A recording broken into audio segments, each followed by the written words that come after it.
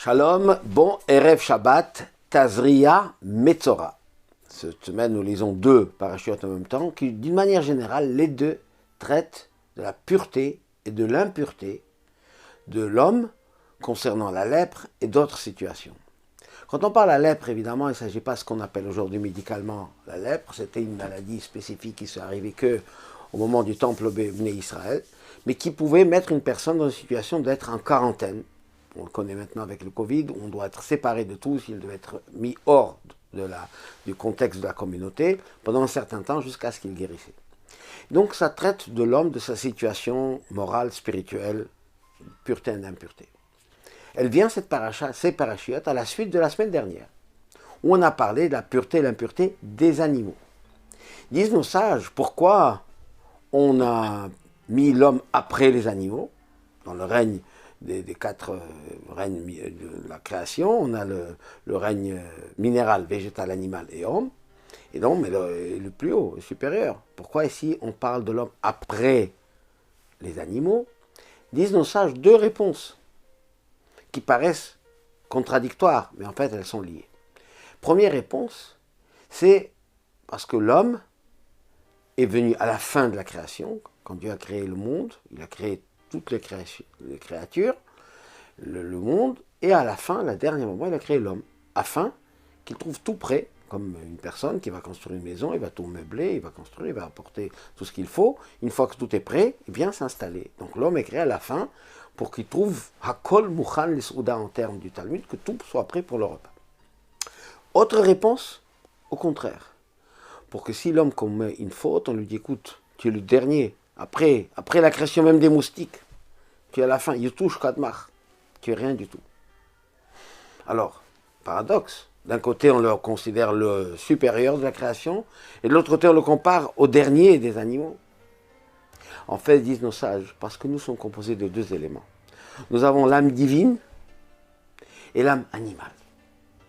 L'âme divine est appelée Chelek Eloka Mimal Mamash, c'est une parcelle de Dieu. Ce qui est l'homme est extraordinaire, extraordinairement haut, élevé. Cette âme lui permet de monter à des élévations spirituelles extraordinaires et matérielles aussi. De l'autre côté, nous avons l'âme animale qui nous tire vers le bas, qui nous tire vers tout ce qui est animal, tout ce qui peut être négatif. Et l'homme a l'avantage d'avoir le libre arbitre. Alors quand il s'élève, c'est vrai, toute la création s'est faite pour l'homme, pour que tout soit prêt, qu'il puisse accomplir sa mission que Dieu a donnée à chacun ici dans ce monde matériel. Mais si, par son libre arbitre, il choisit de faire le contraire de la volonté de Dieu, il est pire qu'un animal, parce que les animaux ne font jamais, en aucun cas, contraire à la volonté divine. Ils n'ont pas le libre arbitre, ils font ce que leur nature, ce que leur instinct leur pousse à faire. Mais l'homme qui choisit librement de faire contraire à la volonté de Dieu, disons sage, eh bien, il est moins qu'un animal, puisqu'il utilise ses facultés pour faire des choses qui sont à l'opposé de la volonté de Dieu. Eh bien, nos parachutes permettent à l'homme de s'élever, de se purifier, même s'il a pu faire des choses qui ne sont pas comme il se doit. Des choses qui peuvent être même en opposé à la volonté divine. Mais le fait d'avoir le libre arbitre et de faire teshuva, et de revenir, de se purifier, il revient à son niveau extraordinaire.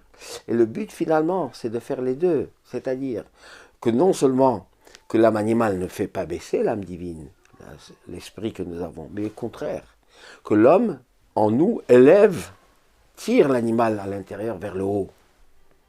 Et c'est ça le but même de la création de l'homme, c'est d'élever le monde qui l'entoure, parce que pour vivre dans ce monde, il faut être en contact avec tous les éléments de la création, positifs ou même des fois négatifs. Mais il faut savoir faire le tri, il faut savoir faire ce qu'on a besoin pour nous élever et pour monter vers cette mission que Dieu nous a donnée. Nous sommes le mois de Iyar, on a rappelé Iyar, c'est le mois de la santé. Ani Hashem Rofecha, les lettres du mois représentent ce verset, Dieu dit, je suis celui qui te guérit.